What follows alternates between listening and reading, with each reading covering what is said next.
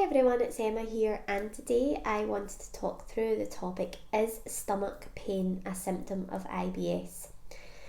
So we get quite often asked this on the AVOGO helpline. I've got this pain, this stomach pain, is it IBS? So I'm just going to run through the advice that we can give you in this area. So I think stomach pain and cramping is one of the most common symptoms of IBS.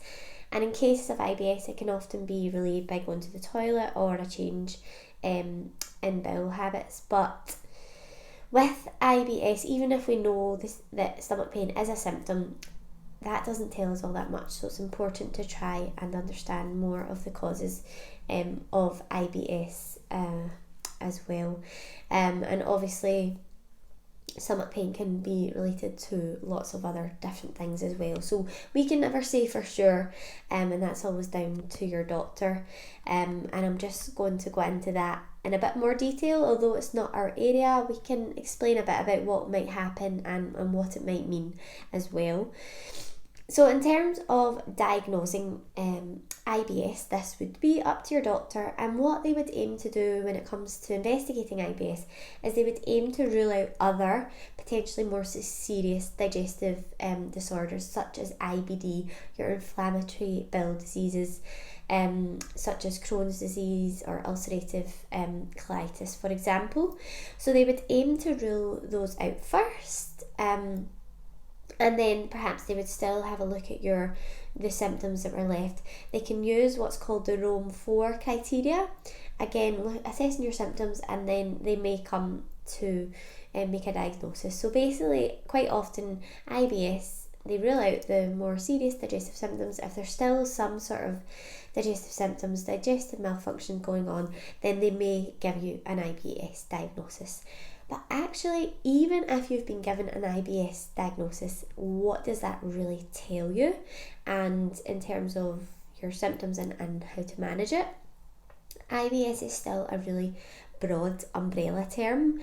It doesn't tell us a whole much about what to do and how to manage it. If you look online through the NHS website or anywhere similar, they will say there's no cure for IBS. We know that means there's no universal cure because it's so individual.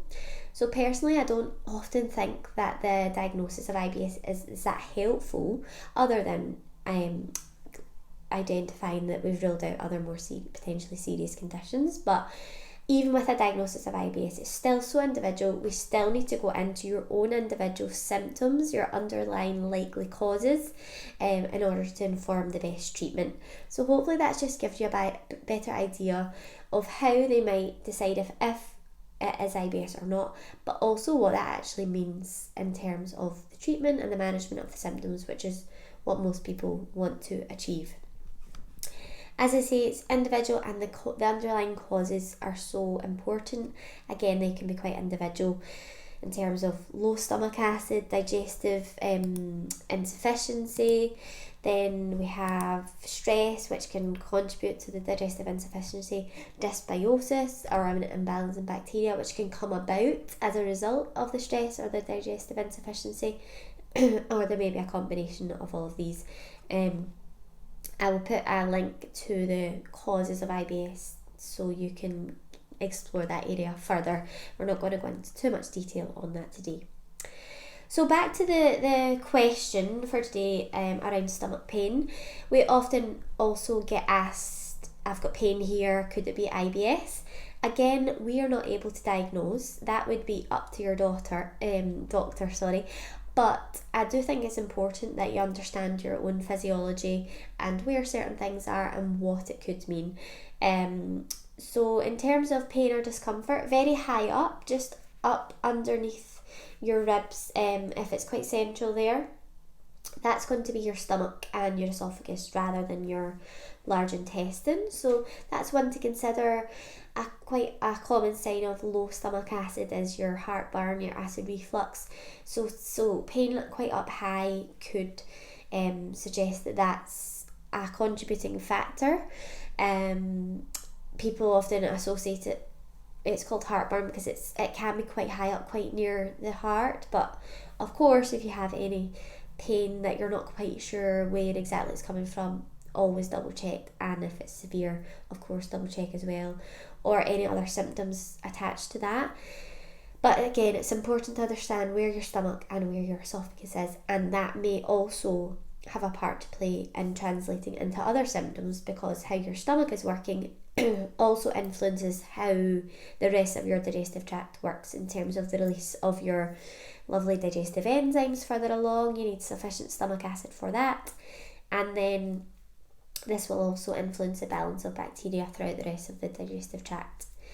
Next we have right side pain, over usually up high under your ribs. That is kind of liver, gallbladder territory. So again, we'd be looking for your doctor to investigate this further, but sometimes gallbladder issues, when they're very mild, potentially can be resolved with diet and lifestyle, hydration. When there's gallstones, that's definitely your doctor's territory. But if you've had your gallbladder removed, there is some herbal remedies such as dandelion you can take to help support that movement of bile, which is very important for metabolizing fats in particular. So that would all be kind of right side territory. And then we have lower down in your gut, right down low, that's your large intestine. We have different parts of the large intestine. Again, over on the right side, you've got your ascending colon. So that's where your small intestine meets your large, and that waste has to go up high, so against gravity. And then it kind of curves round and goes across your abdomen. So there's quite a tight corner there.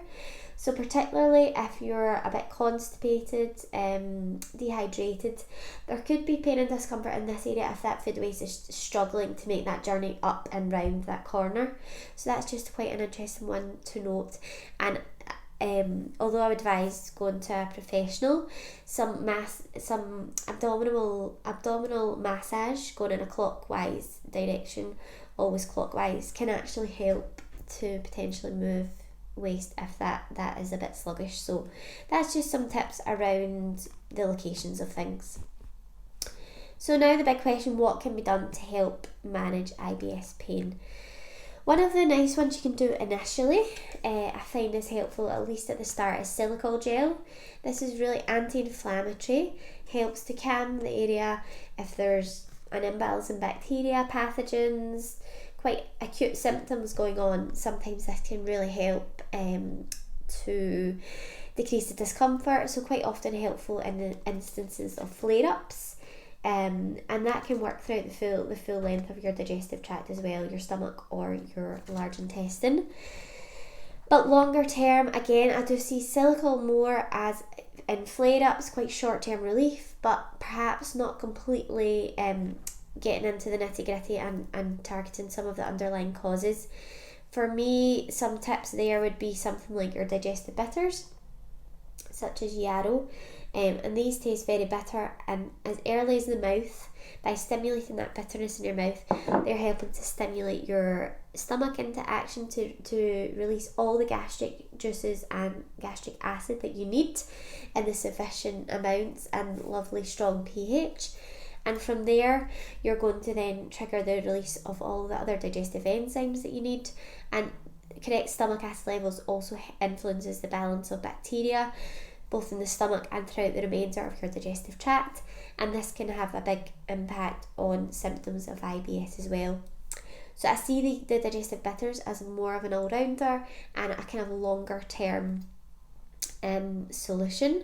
Then on top of the bitters, you can build a bit of a plan. You could consider adding in some prebiotics such as your Mulkazan.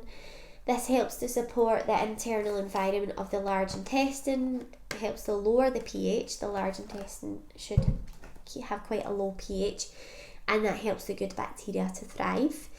So it creates that environment for the good bacteria, which in turn can then help to keep the bad bacteria in check. So that's a nice step up from the bitters, a nice add-on. And then from there, you could also add on your probiotics, but I would always go with the prebiotics first, because if the environment isn't right and you put in lots and lots of probiotics, the bacteria themselves, then there's no guarantee that they will survive if the environment isn't optimal for them.